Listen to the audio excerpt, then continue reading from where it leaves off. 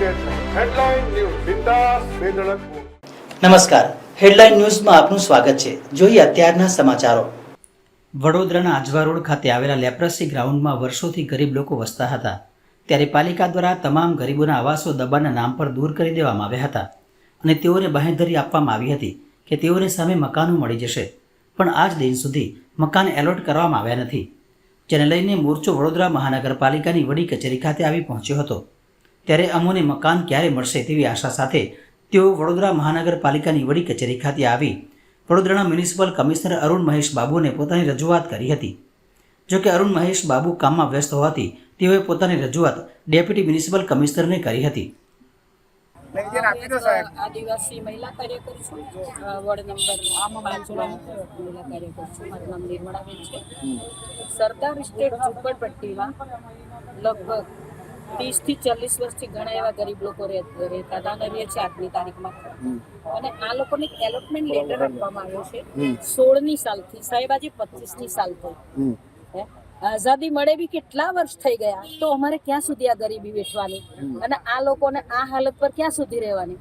મોટી મોટી વાતો જ્યારે ઓફિસરો કરતા હોય કે ભાઈ માનવ અધિકારને બી હું પૂછીશ કે શું આ માનવ અધિકાર છે? આ તમે નજરે જોઈ શકો છો કે નાના નાના બાળકો લઈને આટલા બધા વરસાદમાં રોડ ઉપર રહેતા હોય અને 10 વર્ષથી તમે આપ્યો છે, સરકારે આપ્યો છે, ઓફિસરો આપ્યો છે, લાગતા વળગતા અધિકારીએ એલોટમેન્ટ લેટર આપ્યો છે. અમારા ઘરમાંથી તો બન્યો નથી લેટર, તો એનો જવાબ અમને જ્યાં સુધી નહીં મળે ત્યાં સુધી આખી ફેમિલી લઈને અમે અહીંયા જ બેસવાના છે અને જ્યાં સુધી અમને મકાનની ફાળવણી નહીં. અને વધતા જેટલા લોકો ત્યાં હતા એટલાને જ ફાળવણી લેટર આપ્યા છે. બીજા બધા મજૂરીએ ગયા હતા, એમને પણ લાગતા વળગતા ઓફિસરો એનું પૂરતું કામ નથી કર્યું કે બીજા દિવસે પણ આવીને બાકી વાળાને ફાળવણી પત્ર આપવું જોઈએ, એમની ફરજમાં જે આવે છે એ પણ એમણે નથી આપ્યું. તો એ ગુનેગાર છે કે અમે ગુનેગાર? ગરીબ હોવા છતાં પણ જે કઈ અમારે 5 પૈસા ભરવાના આવતા હોય સરકારમાં એ પણ બિચારા ભરવા માટે તૈયાર છે. તો હવે અમારે અહીંથી ક્યાંય જવાનું નથી, અમે અહીંયા જ રહેવાના છે. જ્યાં સુધી અમને હકારમાં જવાબ નહીં મળે ત્યાં સુધી અમે અહીંયા રહીશું. આપ સૌ જાણો છો કે વડોદરા મહાનગરપાલિકામાં અત્યારે આપ સ્માર્ટ સિટીની વાતો કરવામાં આવે છે. વડોદરા શહેરની સ્માર્ટ સિટી માટે કરોડો રૂપિયાની ફાળવણી થાય છે આ પ્રજાના ટેક્સના પૈસા. આ જે લોકો અહીંયા ઊભા છે એ આજવા નગર રોડ ખાતે ત્યાં આગળ આવેલું લેપ્રેસી ગ્રાઉન્ડ છે, ત્યાં કનૈયાનગર ઝૂંપડપટ્ટી હોય, બાબાનગર ઝૂંપડપટ્ટી હોય, વિનય સોસાયટીની સામેની ઝૂંપડપટ્ટી હોય, આ તમામ ઝૂંપડપટ્ટી 2016માં તોડી પાડવામાં આવી હતી.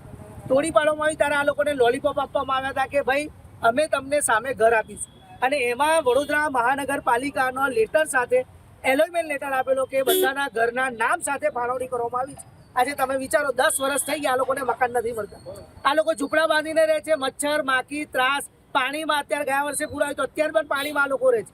તો આવી પરિસ્થિતિમાં એમને સામે મકાન જ્યારે ફાળવી દીધું છે તો મકાન કેમ આપવામાં નથી આવતું? અમારો મુદ્દો આ છે કે આ તમામ લોકોને મકાન આપવામાં આવે અને મકાનની સામે આ લોકો સરકારી જે કંઈક ભરણ ભરવાનું આવે છે, જે કંઈક પૈસા હવે જ ભરવાના એ લોકો તૈયાર છે, સામે હપ્તો ભરવા તૈયાર છે, કાયદાના હેઠળ આ લોકો મકાન લેવા તૈયાર છે.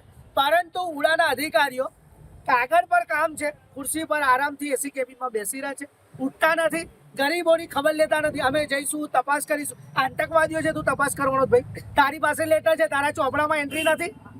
મહાનગરપાલિકાનો લેટર તમે જ્યારે ફાડ્યો તો તારા ત્યાં ચોપડામાં એન્ટ્રી નથી કે તમે કેટલા એલોટમેન્ટ લેટર આલ્યા. આ લોકોની શું મુલાકાત લેવાની છે? સીધા નામ સાથે બોલાવીને મકાન આલવાના છે. બેન તમે પૈસા ભરો ના પાવતી લઈ જાઓ.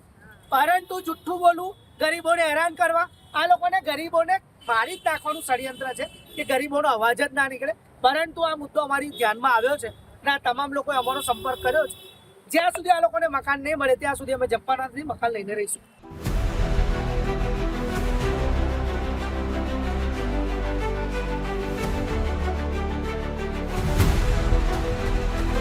हर समस्या की हेडलाइन न्यूज बिंदास बेधड़क.